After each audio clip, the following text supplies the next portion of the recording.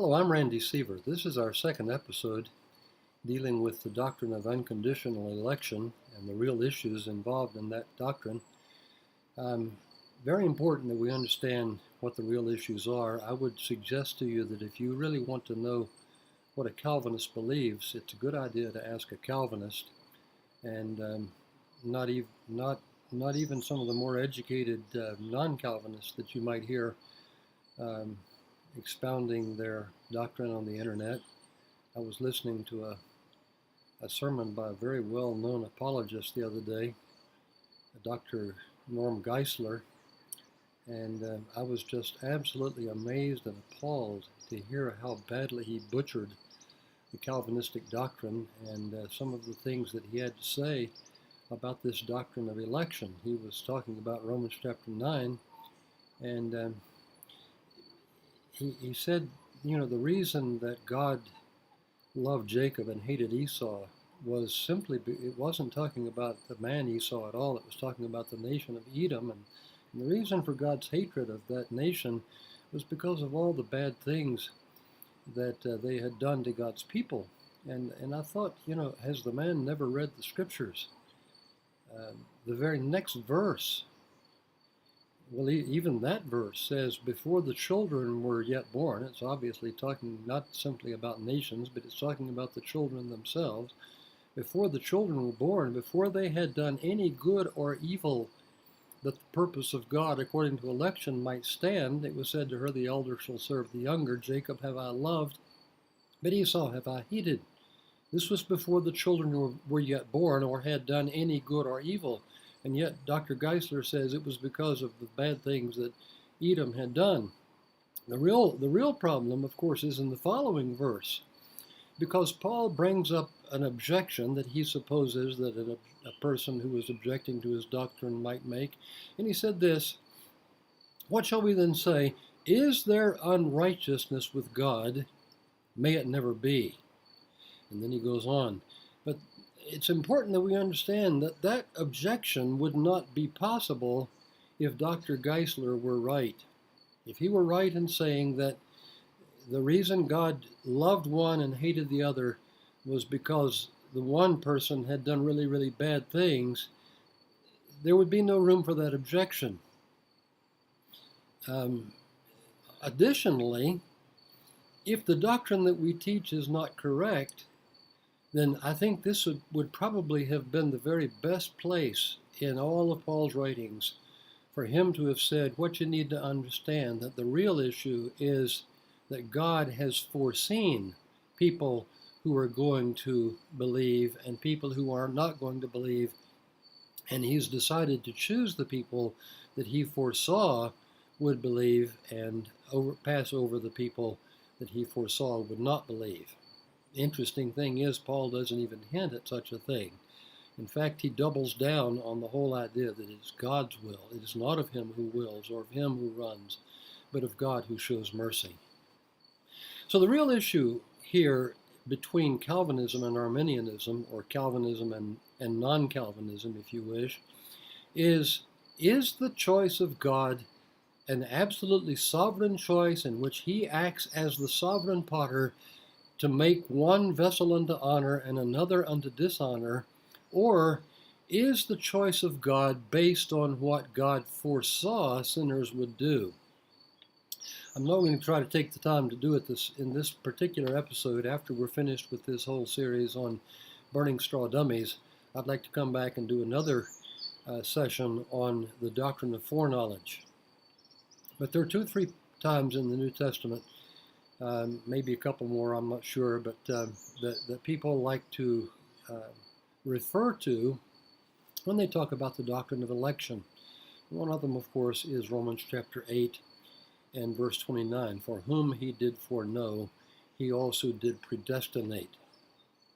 In the 11th chapter of Romans, Paul says, God has not cast away his people whom he foreknew. One of the things you'll find when you look at this term foreknowledge is that it talks about God foreknowing people. It doesn't talk about God foreseeing what people are going to do. We'll talk about that when we talk more extensively about the doctrine of foreknowledge. But here's the issue. Did God choose people because he foresaw what they were going to do, or did he choose people because it was his sovereign good pleasure in his infinite wisdom to do so? And that's where the line of demarcation falls between these two doctrines. Did God foresee, and therefore on that basis choose, or did God choose merely on the basis of his infinite wisdom?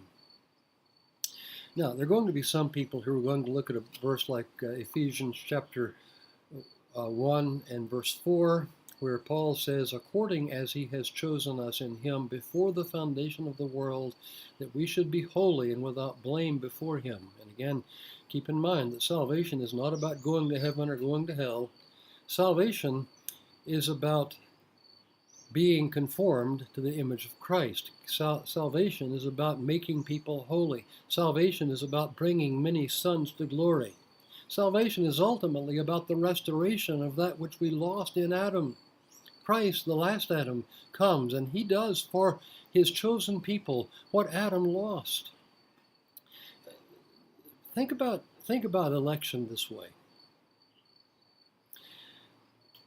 Suppose you said to a friend of yours who is unconverted, who enjoys drinking and carousing and living for the devil, suppose you said to him, I want you to come to our church this Sunday morning, and I want you to sit there, and I want you to listen to the message, and I want you to be involved in worshiping God.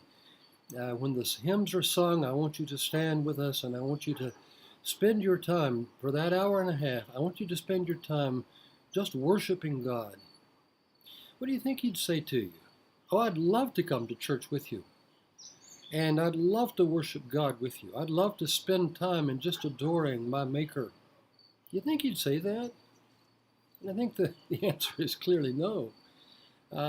Most people wouldn't be caught dead in a church service that lasted an hour and a half.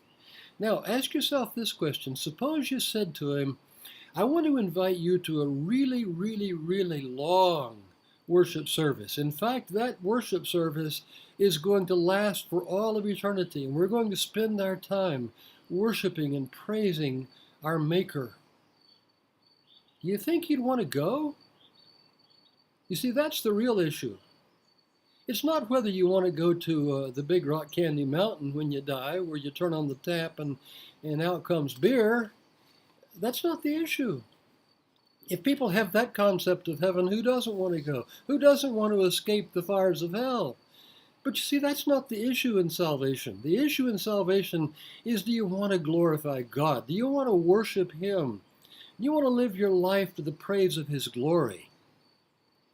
And people can't come to that because they don't want to come to that. And what God in sovereign grace does is makes people willing to be worshipers. Jesus said to the woman at the well of Sychar in John chapter 4, the Father is seeking such to worship him. This is what God's doing in the world. God is seeking such to worship him. Get this idea out of your mind that salvation is about going to heaven when you die or escaping the fires of hell. That's a side benefit, to be sure. But God's not all about that. God's about revealing his glory to you, making himself known, bringing you to the point that you desire to worship him, that you desire to reflect him to a watching world. This is what salvation is all about. Now, one last thing before we close this session. I want to mention the fact that though there are some who would adhere to the idea that before God ever decided to create, or before God ever decided to elect some people for eternal life, before God ever decided to redeem some people, he decided, first of all, to elect some and to reprobate others. I think you're going to find, and I would really encourage you to do this, go back to some of the confessions of Calvinist, the canons of Dort, the Westminster Confession of Faith, the London Baptist Confession of 1689, the New Hampshire Confession of Faith, some of these Calvinistic confessions, and see what Calvinists have said we believe. Don't go to some Arminians and say, do you know what Calvinists believe? Because they're almost certainly going to get it wrong. But if you really want to know what Calvinists believe, go to Calvinistic confessions. One of the things you're going to find that almost universally, if not universally, Calvinistic confessions are going to talk about God choosing people out of a fallen humanity. Let me just give you 2 or 3 of those, and then we'll close for today. Here's one that comes from the Canons of Dort. This is the original statement of Calvinism. These men wrote, "Before the foundation of the world, by sheer grace, according to the free good pleasure of his will, he chose in Christ his salvation a definite number of particular people out of the entire race which had fallen by its own fault from its original innocence into sin and ruin." When God makes vessels of honor out of a lump of clay, we always need to remember that those sinners are taken from the same sinful lump of clay that the vessels of dishonor are taken from. God doesn't say, I'm going to make you sinful and I'm going to make you holy from an unfallen lump. No, God takes sinners out of a fallen lump of clay and fashions them into trophies of his grace. The Belgic Confession, another example. We believe that all Adam's descendants, having thus fallen into perdition and ruin by the sin of Adam, God showed himself to be, as he is, merciful and just. And then there is the London Baptist Confession that says, by the decree of God for the manifestation of his glory, some men and angels are predestined or are foreordained to eternal life through Jesus Christ, to the praise of his glorious grace, others being left, listen to this, others being left to act in their sin to their just condemnation, to the praise of his glorious justice. Others being left to act in their sin to the praise of his glorious justice. What do I need to do to cause these papers to fall to the floor? Do I need to force them? No. All I need to do is let them drop, and they fall of themselves. God doesn't need to do anything to cause sinners to be lost. What does God need to do to cause sinners to be saved? And the answer is, he needs to uphold us by his grace. He needs to save us from start to finish. And this is what God does. This is the real issue in election. It isn't whether God elects some and passes over others. Everyone who believes the Bible must believe that he does that, because that's what the Bible says. The question is, why does he do what he does? Does he do it because of something he foresaw in us? Or does he do it simply out of his free and sovereign grace? I hope you understand that's the issue. We're going to talk about foreknowledge a bit later when we finish up this series. But for now, it is my desire for you that God richly bless you.